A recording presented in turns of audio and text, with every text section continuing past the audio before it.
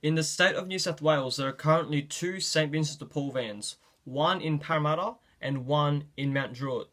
The areas that these vans covers are in Eddie Ward Park, Martin Place and Belmore Park. These are the three current locations that the vans cover at night time, but they do come with some problems, and we're today going to suggest why our route is more efficient than these three routes.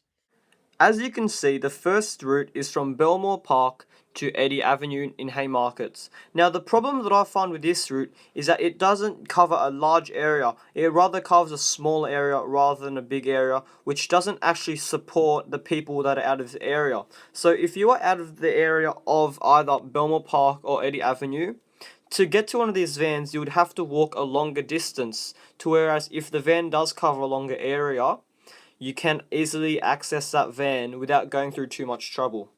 The second route the St Vincent de Paul vans take is from Phillip Street to Martin Place. The key idea of these vans is to support the people in need, especially the homeless.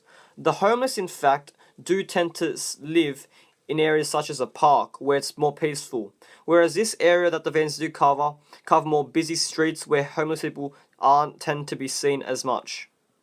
The final St Vincent de Paul van route is from Ward Park to Devonshire Street. Now, I don't find many problems with this route, but there are a few areas that we could fix, such as from Ward Park, it doesn't cover the entire park. It rather covers a quarter of the park, whereas I said before, homeless people tend to be seen more in the parks rather than in busy streets, where in fact the van does lead into the busy streets of Devonshire Street. Now, so as you can see, the van wouldn't accommodate as much as it could possibly can to the homeless since it doesn't cover the entire park.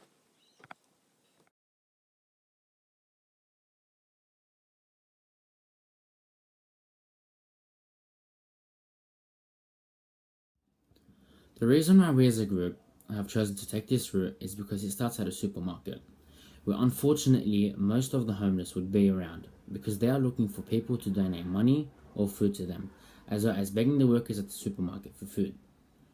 Once the van leaves the market, it hits a straight main road, where it could find homeless people sitting on the sidewalk begging for people to give them money or clothes. This route goes around a park, and usually in parks is where you would find the less fortunate. The reason why we think that is because it is one of the places where they can camp. The reason why they can camp in parks is because most people complain about them on how they take up the sidewalks, and it doesn't look good on the way they're sitting in front of shops.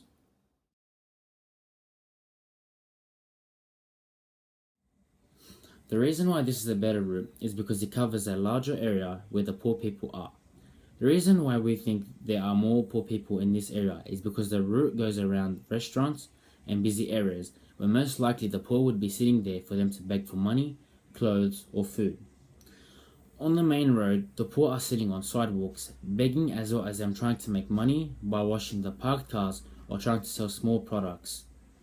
The small products they sell are soap, flowers, small tissue boxes and accessories.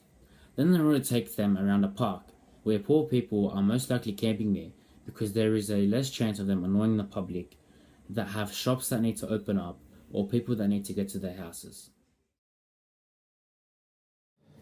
Statistics on poverty. In October 2016, a website across released a new report of poverty is growing in Australia, with an estimated 2.9 million people, or 13.3% of Australians, living below the internationally accepted poverty line. The SMH also did a report found 15% of Sydneysiders are living in poverty, which defined as living on less than half the median income in the state, which 13.8% across New South Wales. Another business Nacos did a report, and they say poverty tracks nearly 900,000 people in New South Wales, more than any other state or territory. The poverty is above the national average. In addition to the people, hundreds of thousands of people living in poverty in New South Wales, a further 7% of people are on the risk of being in poverty. Households in rental stress, New South Wales, 47.6%, nationally 41.7%.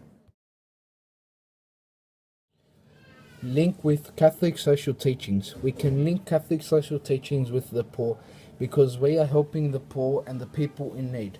We are helping them to survive and to stay healthy and giving them comfort when they are lonely and cold in the streets.